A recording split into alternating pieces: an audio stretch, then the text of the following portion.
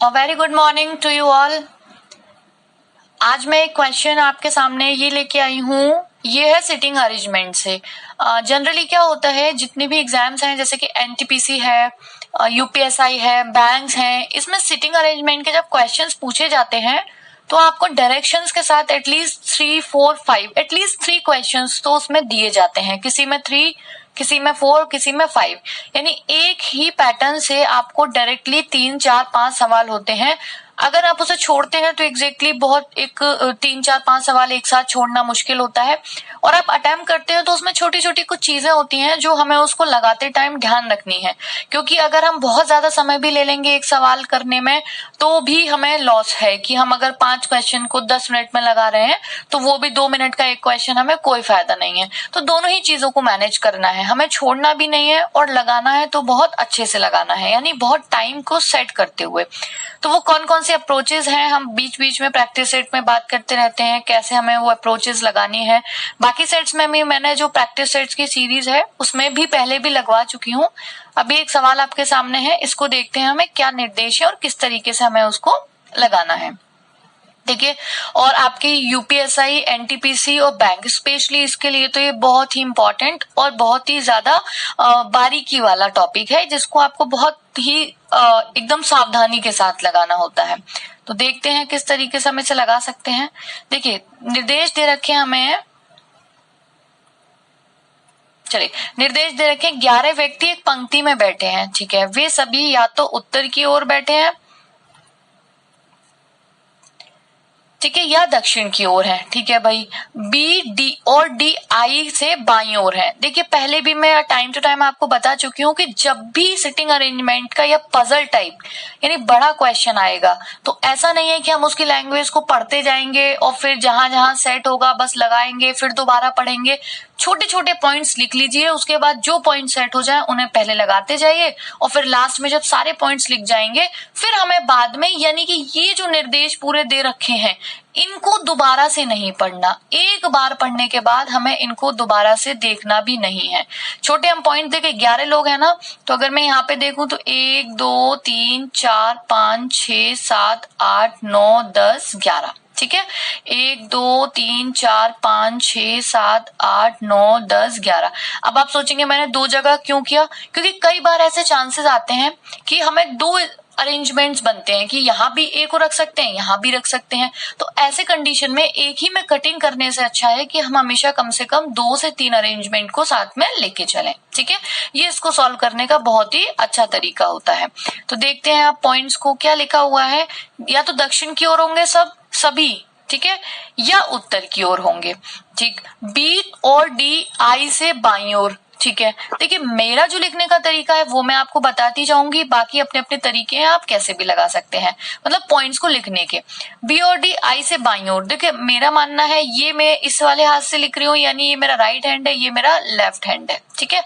तो अगर कोई किसी के बाईं ओर बैठा है तो बी और डी जो है वो बाईं ओर है, किससे, एफ से, ठीक है। अब देखिए, उत्तर दक्षिण की जब तरफ होंगे वो हम अपने हिसाब से इसमें एडजस्ट कर लेंगे, लेकिन जो हमें पॉइंट्स दे रखे हैं वो एफ से बी और डी बाएं हैं, और क्या दे रखा है, और वो बी और डी आई के बाएं हैं और एफ से दाएं हैं। तो एफ से दाएं होंगे, यानी कि दाएं की तरफ, ये राइट हो गया, ये लेफ्ट, ठीक है।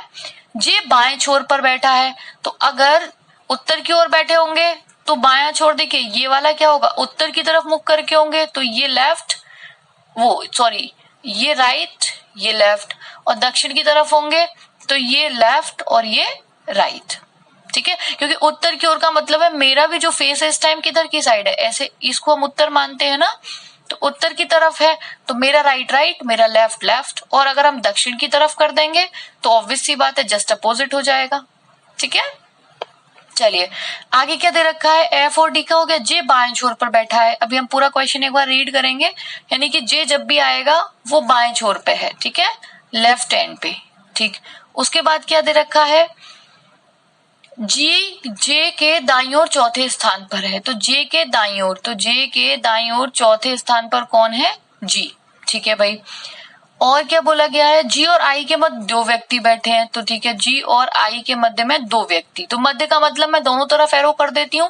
देखिए कोई किसी के दाएं बाएं बैठा है तो एरो की साइड वही हो जाती है, और अगर बीच में बैठा है तो मैं दोनों तरफ कर देती हूँ। ठीक है, बी और आई के मध्य बैठे व्यक्तियों की संख्या, तो क्या बोल रहे हैं, बी और आई में बैठे व्यक्तियों की संख्या बी और डी के मध्य बैठे व्यक्तियों की संख्या बराबर है, यानी कि बी और आई के जो है और बी और डी के जो है, ठीक है, वो संख्या क्या है, बिल्कुल इक्वल है, यानी इनके बीच जितने भी लोग बैठे इनके भी बीच उतने ही लोग बैठे, यानी बी बीच में होगा, एक तरफ डी एक तरफ आई, कितने लोग हैं बीच में ये हम लगा के पता लगाएंगे। ठीक है, उसके बाद क्या लिखा है, के ए के दाईं ओर है, के ए के ठीक दाएं है, तो देखो ठीक दाएं का क्या करते हैं, के ए के ठीक दाएं है ना, तो ए के ठीक दाएं, तो ए के बिल्कुल बराबर में और है किस तरफ, दाएं, तो हमने दाएं की तरफ एरो कर दिया।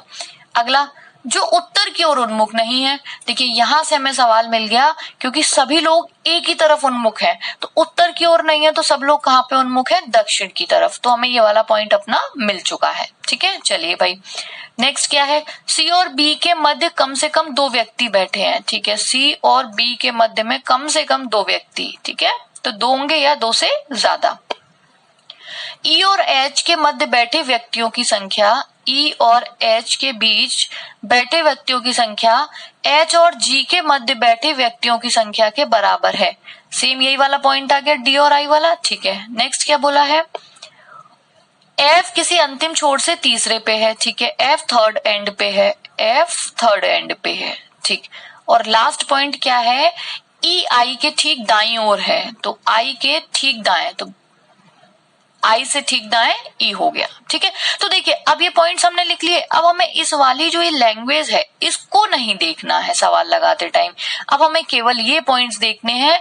अगर हम लिखते बार बार इन्हें प्रैक्टिस करेंगे तो हमें लिखने की इतनी अच्छी प्रैक्टिस हो जाएगी कि हमें, अभी आप मुझसे बोलेंगे ना इस क्वेश्चन को पूरा पढ़ के दिखाइए, तो मैं केवल इन्हीं पॉइंट से पूरी लैंग्वेज को बना सकती हूँ। ठीक है, तो अब देखिए लगाते हैं, क्या बोला गया था, एफ सबसे पहले तो बोला था बाएं, तो इसमें ये लेफ्ट दक्षिण की ओर है, तो बायां कौन सा, ये हो गया, तो जे है सबसे पहला पॉइंट। ठीक है भाई, जे लेफ्ट एंड पे है, हमने लगा दिया। सेकंड पॉइंट क्या था, जे से चौथे स्थान पर दाएं को, तो देखिए यहाँ पे दायां ये होगा ना, राइट एंड इधर होगा, लेफ्ट उधर होगा, लेफ्ट पे तो ये बैठा ही है, तो चौथा 1 2 3 4, यहाँ पे कौन है, जी। ठीक, जी और आई के मध्य में दो व्यक्ति हैं, इस पॉइंट को देखते हैं। देखिए 1 2 आई यहाँ भी हो सकता है, 1 2 आई यहाँ भी हो सकता है। एक बात बोली गई थी, आई और बी के बीच में और बी और डी के बीच में बराबर व्यक्ति हैं। ठीक है भाई, देखते हैं अब इसमें क्या है, आई और बी के और बी और डी के, और हमें एक बात बोली गई थी, एफ से बी और डी थर्ड स्थान पर हैं। देखिए एफ किसी थर्ड एंड पे है, तो एफ या तो यहाँ होगा या यहाँ होगा। अब जरा एक बात सोचिए, अगर एफ को मैं यहाँ रख देती हूँ, ठीक है, एफ को मैं यहाँ रख देती हूँ, तो बी और डी हमें कहाँ रखने हैं, एफ के दाएं, और इस वाले में दक्षिण की ओर मुख है, तो दायां किधर होगा, इधर, तो हमें बी और डी को यहीं रखना पड़ेगा। और अगर मैंने बी और डी को यहाँ रख दिया तो फिर बी बीच में कहाँ आ पाएगा, आई के। ठीक है, समझ में आई ये बात, क्योंकि हमें कहाँ लाना है, बी को डी और आई के बीच में लेके आना है। तो अगर मैंने एफ को यहाँ रख दिया तो एफ के इधर बी और डी रखना पड़ेगा, और मैंने इधर बी रख दिया तो फिर आई जो बी है वो डी और आई के बीच में नहीं आ पाएगा। ठीक है, तो ये तो गलत हो जाएगा, इसलिए एफ का कंफर्म हो गया। एफ कहाँ होगा, यहाँ पे होगा। एफ जब यहाँ पे होगा तो क्या बोला गया था आपको, एफ के राइट में, तो राइट इधर, यानी बी और डी इधर होंगे। और क्या है, शायद मैंने यहाँ कहीं एफ एफ दोनों तरफ लिख दिया, यहाँ कहीं गलती हुई है, जस्ट क्या था, लेकिन एफ के दाईं ओर है, बी और डी आई के बाएं है, यहाँ पे आई आएगा। ठीक है, चलिए, तो यहाँ पे एफ थर्ड पॉइंट पे आ गया। अब क्या बोला गया है, एफ के दाएं को, तो दाएं तो इधर होगा बी और डी, और आई के बाएं को, तो आई इसका मतलब इधर की साइड होगा कहीं। ठीक है, तो अब जी और आई के बीच में दो व्यक्ति है ना, तो 1 2 आई ऑब्वियस सी बात है यही होगा, क्योंकि हमें बी और डी इधर रखने हैं, एफ से इधर रखने हैं और आई के इधर रखने हैं। ठीक है, आई को मैं इधर रख देती तो बी और डी इधर आते, वो गलत हो जाता। ठीक है, तो बी और डी को अब मुझे रखना है। अभी क्या करना है, बी और डी के बीच वाला जो पॉइंट था वो ये था, एक तरफ डी एक तरफ आई, बी बिल्कुल उन दोनों के बीच में, तो डी और आई में देखिए आई आ चुका। अभी मुझे क्या करना है, बी और डी इन्हीं दोनों के बीच रखने हैं, क्योंकि वो एफ और आई के भी इधर है, F से इधर और I से इधर। तो अभी मैं क्या कर सकती हूँ, केवल I इधर आ चुका है, B को मैं क्या कर सकती हूँ, एक छोड़ के इधर रख सकती हूँ और D को मैं एक छोड़ के इधर रख सकती हूँ। बस यही तो पॉइंट बचा। ठीक है, इसके बाद हमें क्या बोला गया है, एक पॉइंट और था यहाँ पे के ए के ठीक दाईं ओर, सब पॉइंट्स हमने लिख चुके हैं। चलिए अभी हमें लास्ट क्या रह गया, एक दो पॉइंट रह गया, ई एच जी वाला पॉइंट रह गया। इसमें भी एच बीच में है, एक तरफ जी है एक तरफ ई है, तो जी आ गया। ठीक है, तो एक तरफ एच है और एक तरफ ई। तो अब हमें क्या करना होगा, देखो ई को यहाँ तो रख नहीं सकते क्योंकि ई और आई जो है वो बिल्कुल बराबर में है। तो ई और आई बराबर में है तो ऑब्वियस सी बात है ई कहाँ पे आ गया, ई यहाँ पे आ गया। ई एच जी, ई यहाँ पे आ गया, एक छोड़ के एच हो जाएगा, एक छोड़ के जी हो जाएगा। ए और के को बराबर में रखना है और के को कहाँ रखना है, राइट साइड में। तो ये राइट है, ए यहाँ हो गया, जो बचा वो कौन आ गया यहाँ पे, सी। बस ये लग गया इसमें। ठीक है, अब हम क्वेश्चंस देख लेते हैं। ए के दाईं ओर कितने व्यक्ति बैठे हैं, तो ए के दाईं, देखिए दाया इधर है, ए के दाईं ओर केवल एक व्यक्ति बैठा हुआ है। निम्नलिखित में से कौन एच के दाईं ओर दूसरे स्थान पर बैठा है, तो एच के दाईं ओर दूसरे स्थान पर कौन बैठा है, ई। डी के संदर्भ में सी का स्थान, डी के संदर्भ में सी का स्थान, बाएं को दूसरा, तो यहाँ पे बाएं को तीसरा, दाएं को तीसरा, बाएं से चौथा, दाएं से पांचवा, इनमें से कोई नहीं क्योंकि हमारे पास ऑप्शन है ही नहीं। ठीक है, एफ के बाईं ओर कितने व्यक्ति बैठे हैं, एफ के बाएं, तो एफ ये रहा, उसके बाएं कितने व्यक्ति बैठे हैं, 2। निम्नलिखित में से कौन जे के ठीक दाईं ओर बैठा है, तो जे के ठीक दाएं कौन बैठा है, सी। तो इस तरीके से हो गए हमारे 1 से 5 सवाल। तो देखिए मैंने आपको सब तरीका बताया है बहुत अच्छे से कि हमें किस किस तरीके से इसको अटेम्प्ट करना है, यानी पॉइंट्स लिख लेने हैं, लैंग्वेज को फिर नहीं पढ़ना, एक बार लैंग्वेज पढ़ने के बाद हमें दोबारा लैंग्वेज को ना पढ़ना पड़े, इस तरीके से हमें पॉइंट्स को लिखना होता है। और बारी बारी आप लगाते जाइए, एक पॉइंट से दूसरे पॉइंट जो लिंक है, आराम से आपका जो सीटिंग अरेंजमेंट है वो बहुत इजीली अप्रोच के साथ लग जाएगा। ठीक है, तो नए किसी प्रैक्टिस सेट के साथ, नए क्वेश्चन के साथ जल्द ही मिलते हैं। आप प्रैक्टिस करते रहिए इस तरीके के क्वेश्चंस की जितनी हो सकता है, क्योंकि जितनी ज्यादा प्रैक्टिस करेंगे आपको उतना ही ज्यादा चीजें क्लियर होंगी, उतनी ही ज्यादा एक्यूरेसी और स्पीड बढ़ेगी। ठीक है, तो हम बहुत जल्द नेक्स्ट वीडियो में मिलते हैं, तब तक के लिए आप प्रैक्टिस करते रहिए। Thanks for watching this video. अभी तक अगर आपने चैनल को सब्सक्राइब नहीं किया है तो सब्सक्राइब कर लीजिए। आगे तक प्रैक्टिस से जुड़े रहने के लिए इस वीडियो को लाइक करिए और अपने दोस्तों के साथ शेयर करिए। Thanks again.